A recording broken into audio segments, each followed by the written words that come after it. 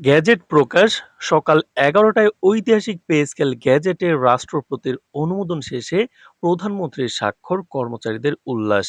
নবম পে স্কেলের আজকের গুরুত্বপূর্ণ নিউজটি শেষ পর্যন্ত দেখুন এবং শুরুতেই এই চ্যানেলটি সাবস্ক্রাইব করে রাখুন নবম পে স্কেলের সকল নিউজ সবার আগে পেতে। অবশেষে আনুষ্ঠানিকভাবে প্রকাশিত হলো সরকারি কর্মকর্তা কর্মচারীদের বহুল প্রত্যাশিত নতুন জাতীয় পে স্কেল গ্যাজেট। আজ মহামান্য নতুন রাষ্ট্রপতির চূড়ান্ত প্রশাসনিক অনুমোদনের পর মাননীয় প্রধানমন্ত্রী গ্যাজেটে নিজ স্বাক্ষর প্রদান করেন। এর মধ্য দিয়ে নতুন বেতন কাঠামো বাস্তবায়নে আইনি ও প্রশাসনিক সকল প্রক্রিয়া পূর্ণাঙ্গ রূপ লাভ করল।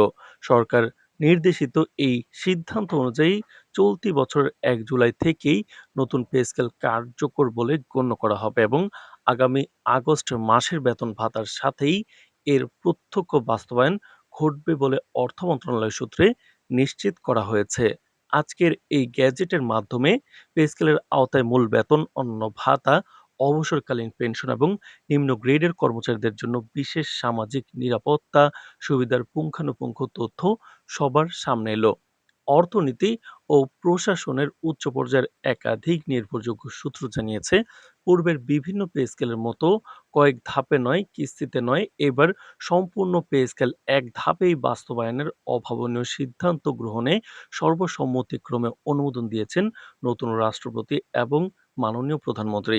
এই যুগান্তকারী সিদ্ধান্তের ফলে কর্মকর্তা কর্মচারীরা বিলম্ব ছাড়াই নতুন পে স্কেলের পূর্ণ সুবিধা প্রথম মাস থেকেই উপভোগ করতে পারবেন।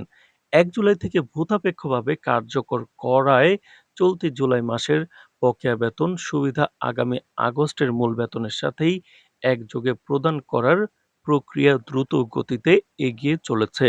প্রশাসনের সর্বোচ্চ নীতি নির্ধারকরা বলছেন, নিত্য প্রয়োজনীয় পণ্যের বাজার মূল্য বৃদ্ধি এবং সামগ্রিক জীবনযাত্রার ব্যয় কাঠামোর সাথে সামঞ্জস্য রেখে কর্মচারীদের আর্থিক সুরক্ষার তাগিদেই সরকার কোনো প্রকার কিস্তির জটিলতা না গিয়ে সরাসরি এক ধাপে পূর্ণাঙ্গ পে স্কেল বাস্তবায়নে এই দৃঢ় পদক্ষেপ গ্রহণ করেছে। তো দর্শক, ভিডিওটির এই মুহূর্ত পর্যন্ত যারা দেখছেন চ্যানেলটি সাবস্ক্রাইব করে রাখুন নবম পে স্কেলের সকল নিউজ সবার আগে পেতে। গ্যাজেটের বিস্তারিত বিবরণী পর্যবেক্ষণ করে জানা গেছে, সরকারি কর্মকর্তাদের বেতন ও ভাতার ক্ষেত্রে ক্যাডার ও নন ক্যাডার ভেদে ব্যাপক পুনর্গঠন আনা হয়েছে। কাঠামো অনুযায়ী প্রথম গ্রেড থেকে দশম গ্রেড পর্যন্ত কর্মকর্তাদের মূল বেতন বৃদ্ধি পাচ্ছে ৬০% এবং তাদের জন্য নির্ধারিত বিভিন্ন সুযোগ সুবিধা ও ভাতা ২০% হারে বাড়ানো হয়েছে। অপরদিকে তুলনামূলক নিম্ন আয়ের ১১তম গ্রেড থেকে ২০তম গ্রেডের কর্মচারীদের জীবনযাত্রার মান উন্নয়ন ও সার্বিক ব্যবধান দূরীকরণের লক্ষ্যে অভূতপূর্ব সুযোগ দেওয়া হয়েছে।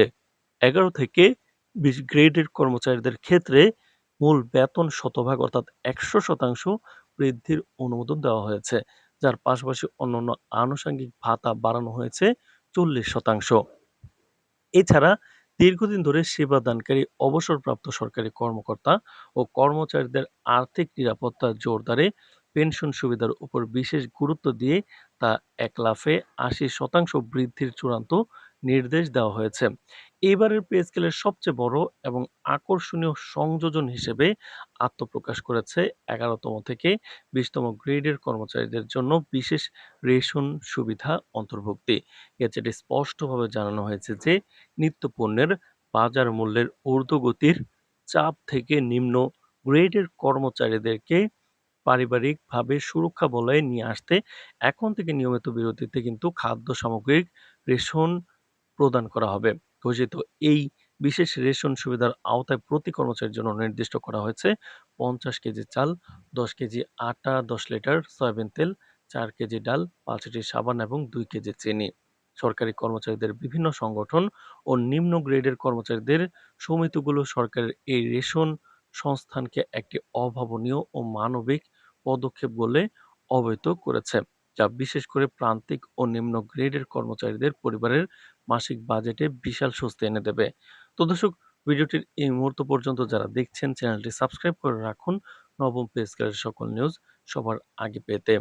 প্রশাসনিক বিশ্লেষকরা মনে করছেন, এই একযোগে শতভাগ পর্যন্ত বেতন বৃদ্ধি, পূর্ণাঙ্গ পেনশন সংশোধন এবং প্রথমবারের মতো রেশন ব্যবস্থার অন্তর্ভুক্তি সরকারি প্রশাসনের কাজে গতিশীলতা স্বচ্ছতা ও কর্মস্পৃহা বহুগুণ বাড়িয়ে দেবে, যা জনসেবার মান নিশ্চিতকরণে প্রধান চালিকা শক্তি হিসেবে কাজ করবে। তো দর্শক, নবম পে স্কেলের যে কোনো গুরুত্বপূর্ণ নিউজ সবার আগে পেতে অবশ্যই চ্যানেলটি সাবস্ক্রাইব করে রাখুন। আজ এ পর্যন্তই, ধন্যবাদ।